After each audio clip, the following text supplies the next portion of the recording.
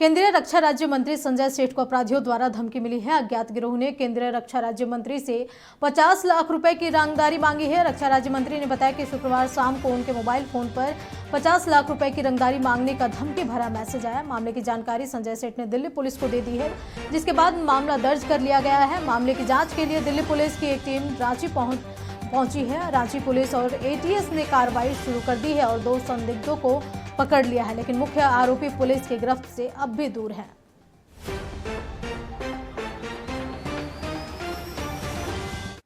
Delhi police के सभी अधिकारी मेरे पास रात में दिल्ली में आए थे।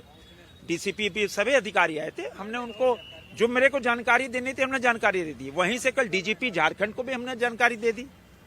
मेरा काम था जानकारी देना, और प्रधानमंत्री नरेंद्र मोदी जी का जो हम सब सिखाते हैं काम काम काम काम, और सुबह से हम आए, आज सुबह काम में लग गए। पुलिस को अपना काम करना है, हमको अपना काम करना है। पुलिस का काम अनुसंधान करना, हमको काम करना है जनसेवा। पुलिस अनुसंधान करेगी, पकड़ेगी, तब पूछा जाएगा हम कहीं चुप बैठे हैं क्या, हम डरे हैं क्या? हम तो सुबह से अपने काम में लगे, देर रात्रि तक भी फिर घूमते रहेंगे। मेरा काम हमको कोई रोक नहीं सकता। हमको ना बोलने से रोक सकता है, ना काम करने से रोक सकता है। कितनी बड़ी धमकी आ जाए।